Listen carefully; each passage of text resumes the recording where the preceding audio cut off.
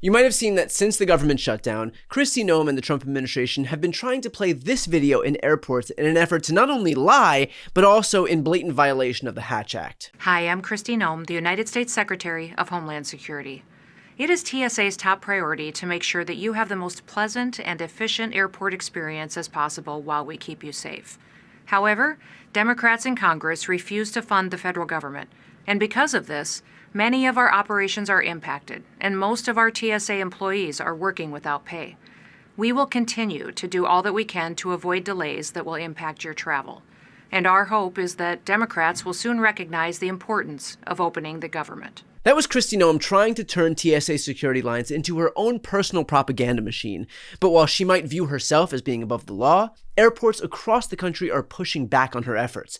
According to CNN, the following airports have opted to defy this administration and refuse to air the video. Airports in Albany, Albuquerque, Baltimore, Washington, Birmingham, Bradley, Buffalo, Niagara, Capital Region in Lansing, Michigan, Charlotte Douglas, Chicago Midway, Chicago O'Hare, JFK, Harry Reid in Las Vegas, Hartsfield Jackson in Atlanta, LaGuardia, Miami International, Minneapolis St. Paul, Newark Liberty, New York Stewart, Philadelphia, Phoenix Sky Harbor, Portland, Seattle Tacoma, Springfield Branson, and Westchester County in New York. Several additional airports noted that they do not own any screens that could show the video, including airports in Austin, Texas, Boston, Denver, Little Rock, Palm Beach, and Tampa. A Newsweek report added a few unlisted airports, including Cleveland and LAX. Now, first and foremost, it is worth noting the message unto itself is illegal. It is a violation of the Hatch Act, which prohibits political activities of federal employees to ensure that essential government programs, like aviation, are administered in a nonpartisan fashion. And while this administration might view the law as a mere suggestion, the folks staffing these airports clearly don't.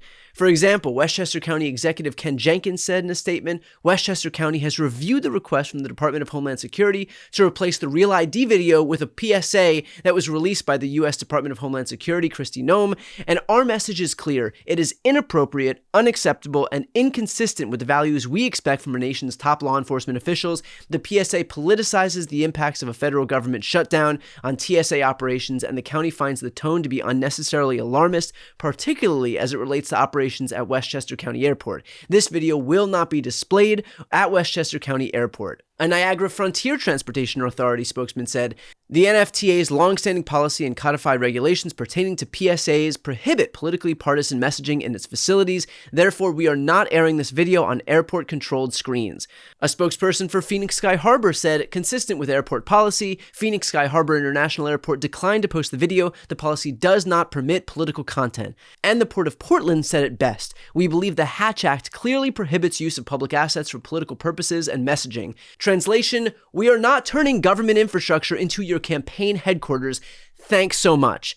Now look, I get that Republicans have a hard time distinguishing between governance and propaganda. After all, they've spent years treating Fox News as a branch of the government unto itself, but there is a reason that TSA checkpoints usually feature videos welcoming travelers and explaining procedures without containing political messages. It is because when you're a federal official, you don't get to use taxpayer-funded platforms to score political points. That is literally what the law says, and one would think that the party of law and order would care. But look, we're also well past the world where I can just sit here and desperately try and appeal to Republicans' sense of loyalty to the Constitution and to the law. They do not give a shit. And frankly, anyone still sitting here hoping that they'll do the right thing simply because it's the right thing to do is a fool. So I think it's more important at this point recognizing that they do not give a shit about the law to A, highlight the people pushing back, because I think that's important. We need to highlight the people not capitulating to this administration just as much as we call out the ones who do. But B, we should explain exactly why they feel the need to take such desperate measures. And that reason is simple. Republicans are losing on the shutdown narrative, and they are losing badly. Americans understand that this shutdown is a referendum on ACA subsidies so that healthcare costs for 24 million Americans do not double or triple or quadruple. In fact, the polling shows an overwhelming majority of Americans agree with the Democrats on this issue. One of the great underlying things I don't think is necessarily appreciated here is just how much of a comeback story we're talking about in terms of opinions of the Affordable Care Act. I mean, the net favorable rating, back when most of the provisions went into effect back in 2014, look at that. The Affordable Care Act is way underwater at minus 10 points. By the time of the first Trump term, you got it plus 6 points. Look at where we are now, plus 30 points on the net favorable rating. We're talking about the Affordable Care Act on the net favorable rating being 40 points higher than it was when most of the revisions went into effect the first time around back in 2014, 11 years ago. So the key thing to understand about this entire debate is Democrats want to have this debate now in 2025 as compared to 2014 when the Affordable Care Act was not popular. Now the Affordable Care Act is massively popular. Who is using this as a whole, the ACA, also known as Obamacare?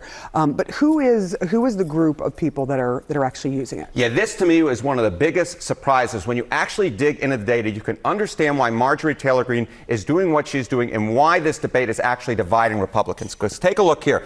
Who are the ACA marketplace enrollees? Look at this. The plurality are actually Republicans. Republicans are more likely to use the marketplace than Democrats are at 45%.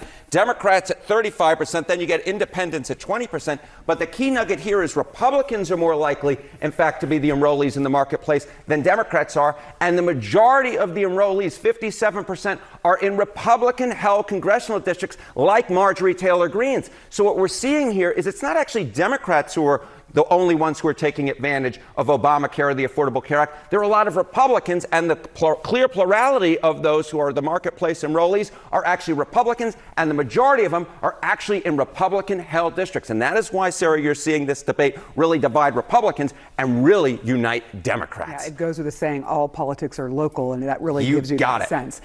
Do you want to ask you about which party people as a whole trust more when it comes to health care? Yeah, again, this is why Democrats want to play on this turf, because if you look at the party that's trusted most on some key issues, the economy, immigration, crime, it's Republicans. But once you're in the healthcare space, now you're in the Democrats' territory. Democrats are favored by the public by a 10-point margin when it comes to healthcare. So when we're talking about healthcare, when we're talking about the Affordable Care Act, when we're talking about subsidies, these are all things that favor Democrats and divide Republicans. Democrats want this debate about the shutdown to be about healthcare and the Affordable Care Act because they feel like they're on winning terrain. When it shifts over to something else, that's more favorable to Republicans. But as long as it's about the Affordable Care Act and about healthcare, that is where Democrats say 2 thumbs up. So while Democrats are fighting to keep healthcare costs down, it's no surprise that Republicans are grasping for straws. And nothing screams desperation more than cosplay Kristi dolling herself up for a propaganda video that she hopes will allow her to manipulate Americans into believing her bogus story and the story trying to be sold by this administration.